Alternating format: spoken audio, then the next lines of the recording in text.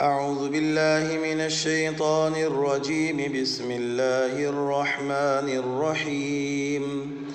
الحمد لله رب العالمين الرحمن الرحيم مالك يوم الدين.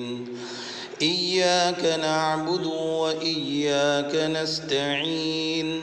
اهدنا الصراط المستقيم صراط الذين أنعمت عليهم غير المغضوب عليهم ولا الضالين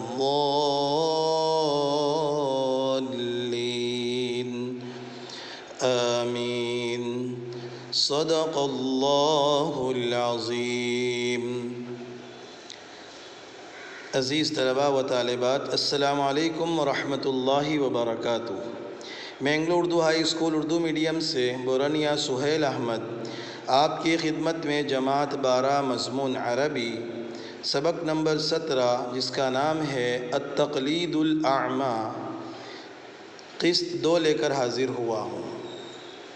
آج تاریخ ہے 11 دسمبر سال 2020.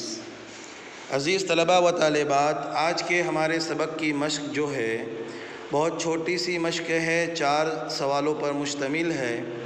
4 عربی میں سوال ہے، آپ نے اس کے عربی میں جواب لکھنے ہیں، یاد کرنے ہیں، سمجھنے ہیں.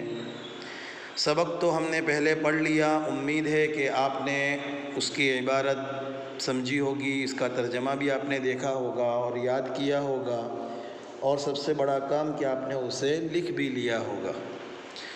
سبق کچھ اس طرح تھا کہ ایک تاجر کے 2 حمار تھے، گدھے تھے، اور ایک کے اوپر نمک لدا ہوا تھا، دوسرے کے اوپر اسپنج لدا ہوا تھا. دونوں پانی کے پاس سے گزرے اور ایک نمک والا جو گدھا تھا وہ پانی میں اترا اور اس کا بوجھ ہلکا ہو گیا.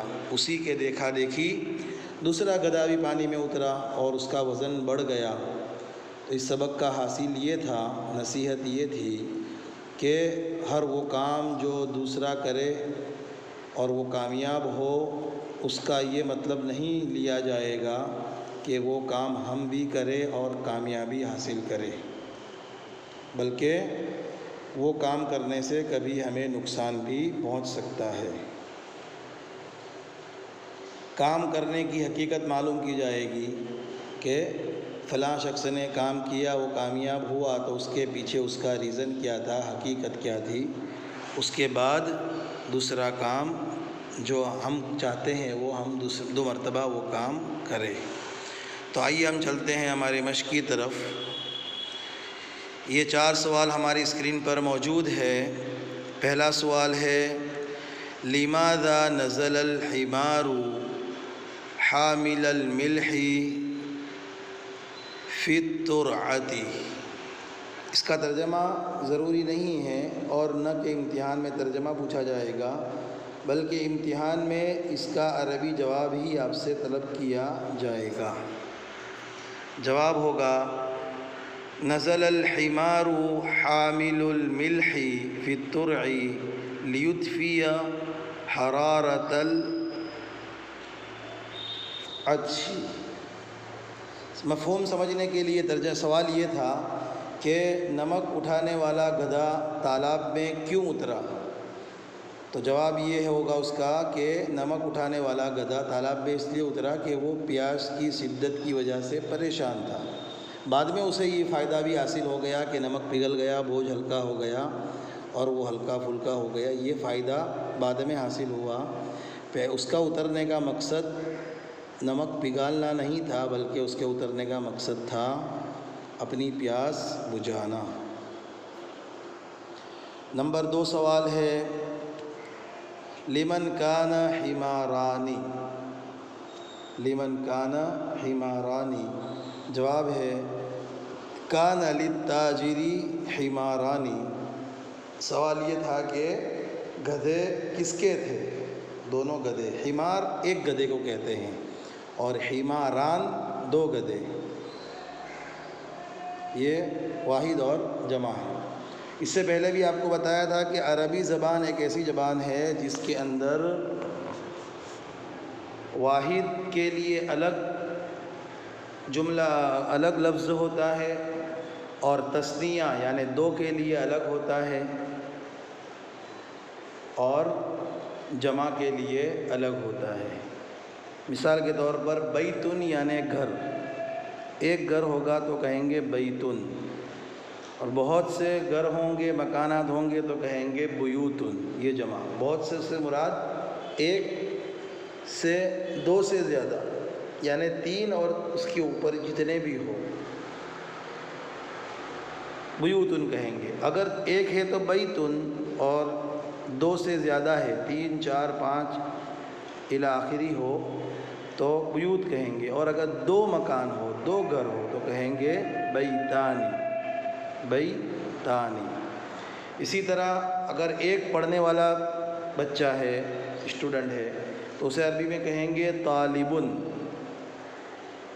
اور اگر تین یا تین سے زیادہ ہے، دیکھو سمجھیے، میں ایک ہو تو طالبن، اس کے بعد میں نے کہا تین، ترن، اس سے زیادہ ہو، تین ہو یا تین سے زیادہ ہو تو کہیں گے طلابن، لیکن اگر دو ہو تو کہیں گے طالبانی۔ کیا کہیں گے؟ طالبانی۔ یہ ایک گرامر کا مسئلہ تھا جو آپ کے سامنے پیش کر دیا۔ اب تیسرا سوال ہے، ایھا الغبی الاحمق اعلم ان ما یصلح لشخص لا یجب ان یصلح لغیرہ من قالہ۔ یعنی یہ جملہ تھا جو ایھا الغبی الاحمق سے لے کر ان یصلح لغیرہ والا، یہ کس کا جملہ تھا؟ من قالہ یعنی کس نے کہا تھا؟ تو یہ کہا تھا کس نے؟ تاجر نے کہا تھا 2 نمبر والا گدھا یعنی اسپنج والے گدھے کو۔ جواب یہ رہا، قال التاجر لحمار الثانی ایھا الغبی الاحمق اعلم ان ما یصلح لشخص لا یجب ان یصلح لغیرہ۔ یہ جملہ تاجر نے 2 نمبر والے گدھے یعنی اسپنج والے گدھے سے کہا تھا۔ ولیمن قال یعنی کس سے کہا تھا؟ اسی میں جواب آ گیا کہ 2 نمبر والے گدھے سے کہا تھا۔ نمبر 4 اور آخری سوال، لماذا صار الحمار يدعو ويتيح؟ جواب ہے صار الحمار يعود ويتيح لأن حمله قد خف كثيرا۔ کہ سوال یہ تھا کہ گدھا ادھر ادھر کیوں گھومنے پھرنے لگا؟ تو جواب اس کا یہ تھا کہ اس کا وزن ہلکا ہو گیا تھا، جو نمک کا وزن تھا وہ ہلکا ہو گیا تھا، اس لیے وہ ادھر ادھر پھرنے لگا۔ یہ ہماری مشق مکمل ہوئی۔ یہاں پر آپ ان سوالوں کو لکھ لیں اور جوابات بھی لکھیں، اور خاص بات یہ کہ اس سبق کے ترجمے کو آپ ضرور لکھیں اور یاد کریں، اور پچھلے جو اسباق ہو گئے ہیں وہ اگر مکمل ہو چکے ہیں تو آپ کے والدین کے ساتھ آپ اپنی نوٹ بک اسکول میں بھیجیں تاکہ ہم اسے چیک کر لیں، اور ادر سبجیکٹ اور بھی سبجیکٹ جو آپ کے ہیں جیسے ہسٹری ہے، نفسیات ہے، عمریات ہے، ایسے سبجیکٹ کے بھی اسباق کو مکمل کریں اور اپنی کاپی کو اپنے والدین کے ذریعے اسکول میں بھیجیں تاکہ ٹیچرز اسے دیکھ کر اس پر دستخط کر لیں، اور جو اصلاح کے لائق کام ہو وہ اصلاح بھی کر لیں، آپ کو بتا دیں تاکہ آپ اس اصلاح کو دیکھ کر آگے ایسی غلطی نہ کریں اور امتحان کی تیاری شروع کر دیں۔ السلام علیکم ورحمۃ اللہ وبرکاتہ۔